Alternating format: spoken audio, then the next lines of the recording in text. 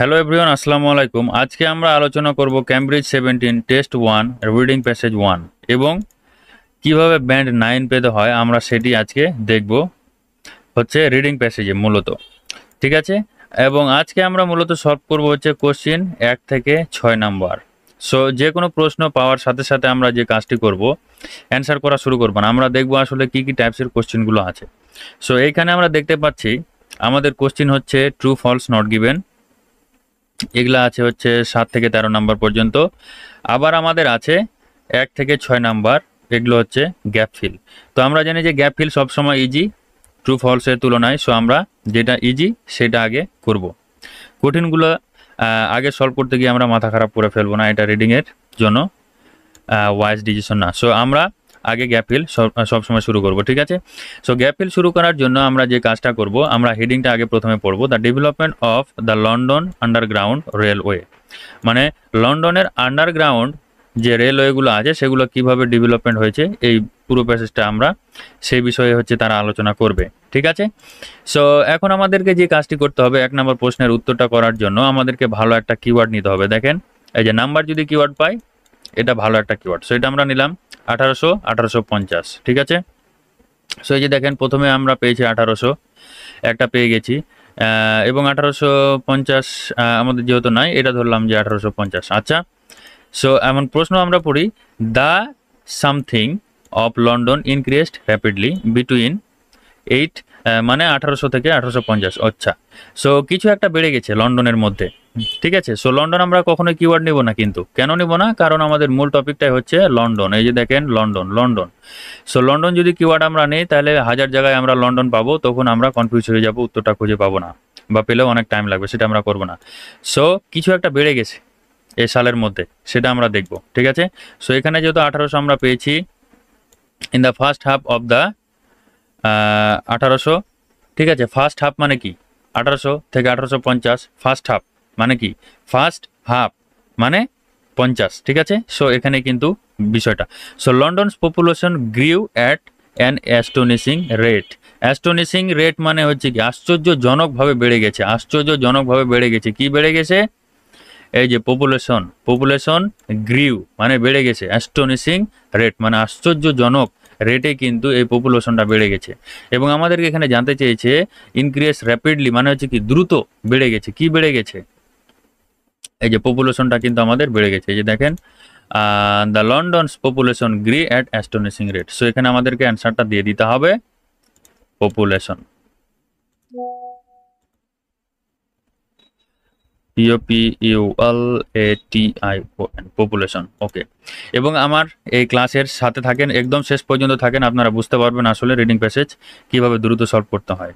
তারপরে দেখেন আমাদের 2 number question, building the railway would make it possible to move people to better housing in the. So এখানে বলতেছে building the railway, এই যে রেলওয়েগুলো তৈরি করার ফলে কি হবে, উড মেক ইট পসিবল, এটা সম্ভব হবে, টু মুভ পিপুল মানে মানুষদেরকে এক জায়গা থেকে অন্য জায়গায় নিয়ে যাবে, বেটার হাউজিং ইন দা মানে তাদেরকে একটা বসবাসের জন্য একটা ভালো একটা জায়গায় নিয়ে যাবে, সেই জায়গাটার নাম কিন্তু আমাদের অ্যান্সার খুঁজে বের করতে হবে। সো দেখেন এখানে কিন্তু তেমন ভালো কোনো কিওয়ার্ড নাই, কিন্তু উপরে আমাদেরকে ভালো কিওয়ার্ড দেওয়া আছে। সো আমরা এইটা খুঁজে বের করব, এটা খুঁজে বের করার পর তার নিচে আমরা খুঁজবো, অ্যান্সারগুলো পেয়ে যাবো, ঠিক আছে। সো দেখেন চার্লস পিয়ারসন, অনেকে আছে এটা ব্যবহার করবে না, এখানে প্রশ্ন পড়বে এবং অ্যান্সার করার চেষ্টা করবে, কিন্তু অ্যান্সারটা খুঁজতে খুঁজতে তার 5-10 মিনিট বা 15-20 মিনিট সে খেয়ে ফেলবে। সেটা আমরা করবো না, আমরা ভালো কিওয়ার্ড নেবো। এই যে দেখেন চার্লস পিয়ারসন, ভালো একটা কিওয়ার্ড, সেটা আমরা আগে প্রথমে খুঁজবো। এই যে দেখেন চার্লস পিয়ারসন আমরা খুঁজে পেলাম, ঠিক আছে। এখন আমরা অ্যান্সারটা করব।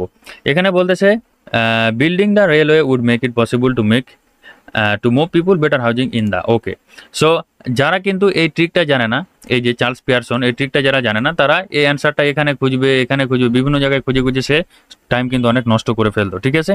সো সেটা আমরা করবো না, ডাইরেক্ট আমরা এক্সাক্ট লোকেশনে চলে আসলাম, এখন আমরা অ্যান্সার খুঁজবো। So better housing in the, okay, building railway আমরা পেয়েছিলাম, বিল্ডিং, এই যে দেখেন বিল্ডিং অ্যান্ড আন্ডারগ্রাউন্ড রেলওয়ে আমরা এখানে পেয়ে গেছি নিচেই। সো এভাবে কিন্তু আমরা এক্সাক্ট লোকেশনটা খুঁজে বের করবো। এখন দেখেন কি ম্যাজিক্যালি ভাবে আমরা অ্যান্সারটি দ্রুত পেয়ে যাই, that would link the underground railway station together and clear London slums at the same time. মানে এটা কি করবে, আন্ডারগ্রাউন্ড রেলওয়ে স্টেশন দেরকে একসঙ্গে করবে এবং হচ্ছে যে স্লামসগুলো আছে, বস্তিগুলো আছে, সেগুলোকে ক্লিয়ার করবে হচ্ছে। যাই হোক, his idea was to relocate the poor workers to live in the inner city slums to newly constructed suburbans. ঠিক আছে, দেখেন তার আইডিয়াটা কি ছিল, রিলোকেট করা। রিলোকেট করা মানে কি, এক স্থান থেকে অন্য জায়গায় নিয়ে যাওয়া। এই যে দেখেন মুভ, রিলোকেট মানে হচ্ছে কি মুভ। তারপরে দেখেন পুর ওয়ার্কার্স, পুর ওয়ার্কার্স মানে কি, গরিব যারা কর্মী ছিল। এই যে দেখেন পিপল, পুর ওয়ার্কার্স পিপল, ঠিক আছে।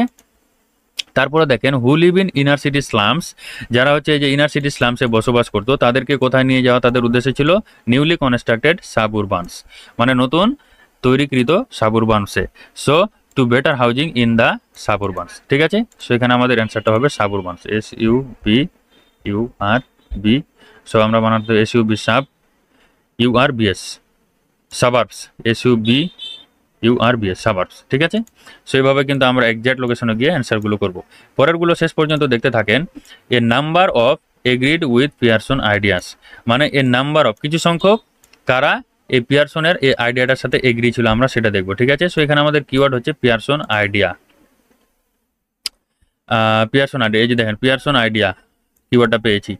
গেইনড সাম সাপোর্ট, গেইনড সাপোর্ট মানে কি এগ্রিড, গেইনড সাপোর্ট মানে কি এই যে এগ্রিড। ঠিক আছে, সো কারা এগ্রিড ছিল সেটা দেখবো। অ্যামংস সাম বিজনেসম্যান, এই যে বিজনেসম্যান, সাম বিজনেসম্যান কিছু বিজনেসম্যান সেটা সাপোর্ট করেছিল। So A number of businessman agreed with Pearson idea.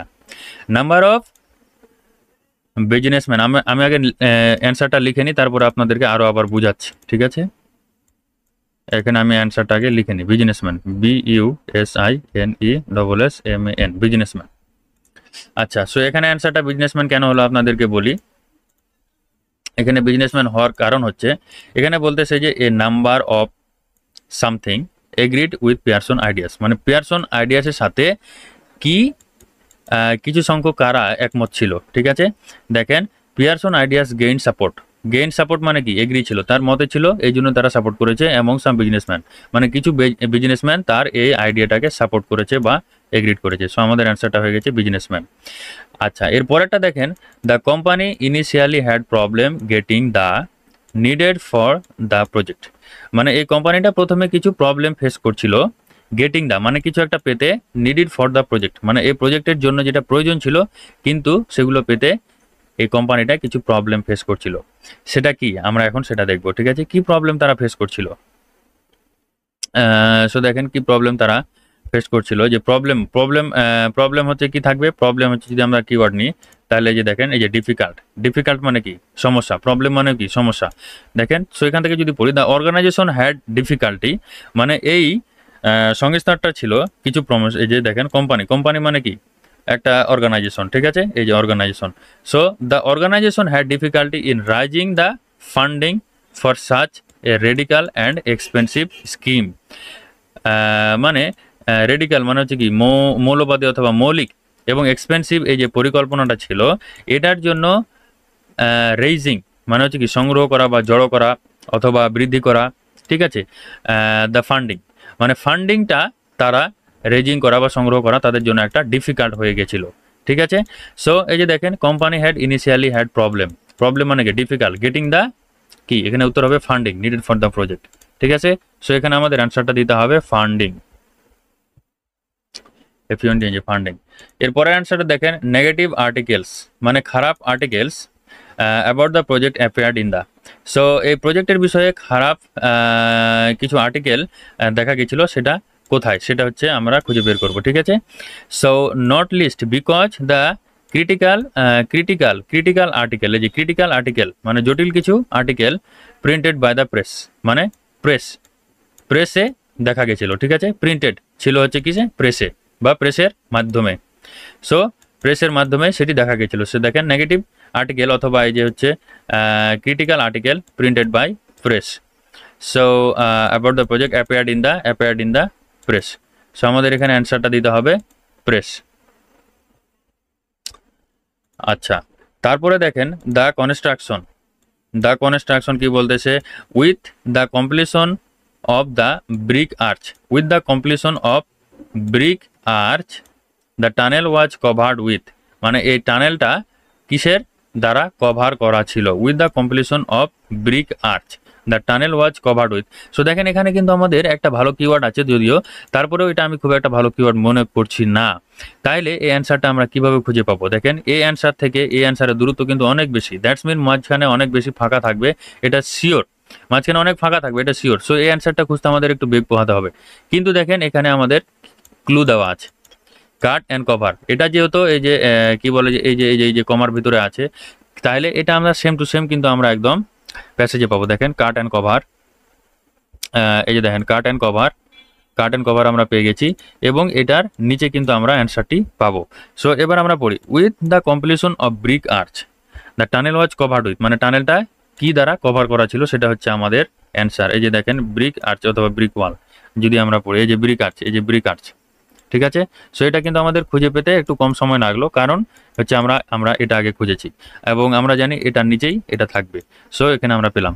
আচ্ছা যাই হোক, so finally A brick arch was added to create a tunnel. আচ্ছা, 2 meter deep layer of soil, 2 meter deep layer of soil was laid on the top of the tunnel and the road above rebuilt. আচ্ছা দেখেন এ 2 meter deep layer of soil মানে soil মানে হচ্ছে কি মাটির 2 metre deep layer, মানে 2 metre গভীর layer was laid on top. Laid মানে হচ্ছে কি রাখা, ঠিক আছে, রাখা। On top of the tunnel মানে টানেলের উপরে 2 মিটার, এই যে কি ছিল 2 মিটার লেয়ারের মাটি দিয়ে কিন্তু এটা ঢাকানো ছিল, অথবা এর উপরে রাখা ছিল, এই টানেলের উপরে রাখা ছিল 2 মিটার মাটির লেয়ার, ঠিক আছে। সো এখানে বলতেছে কি দিয়ে ঢাকানো ছিল, দেখেন এই টানেল ওয়াজ কভার্ড উইথ মানে কি দিয়ে ঢাকা ছিল। আর এখানে দেখেন বলতেছে 2 metre layer of soil was laid on the top of the tunnel, মানে টানেলের উপরে এটা রাখা ছিল মানে টানেলের উপরে রাখা ছিল মানে কি ওটা দিয়ে ঢাকা ছিল সয়েল দিয়ে, ঠিক আছে। সো এখানে আমাদের অ্যান্সারটা হচ্ছে সয়েল। সো এভাবে কিন্তু গাইস আমরা এই অ্যান্সারগুলো করব, এবং এই ধরনের বেস্ট টিপস অ্যান্ড টেকনিক পেতে আমাদের এই চ্যানেলটি অবশ্যই সাবস্ক্রাইব করবেন, তাহলে আপনাদের ফ্রিতে অনেক উপকার হবে। এবং এই ধরনের কিন্তু আপনাকে এক্সপ্লেনেশন ফ্রিতে কেউই কখনো কোথাও আপনি পাবেন না, কাজেই ফ্রিতে এগুলো গ্রাব করেন এবং শিখতে থাকেন, এবং আপনার বন্ধুদের সাথে চাইলে অবশ্যই শেয়ার করতে পারেন, এটা কখনো ভুলবেন না। অনেক ধন্যবাদ আপনাদের সবাইকে, এবং নেক্সট ক্লাসে কিন্তু এই সেম প্লেলিস্টে এই এক্সপ্লেনেশনটা আমি দিয়ে দেবো, কারণ এখানে যদি দেই ক্লাসটা অনেক বড় হয়ে যাবে, সেই জন্য আমি দিচ্ছি না। এই নেক্সট ক্লাসে আমি অবশ্যই এই যে 7 থেকে 13 নাম্বার এক্সপ্লেনেশন আমি আপনাদেরকে দিয়ে দিব।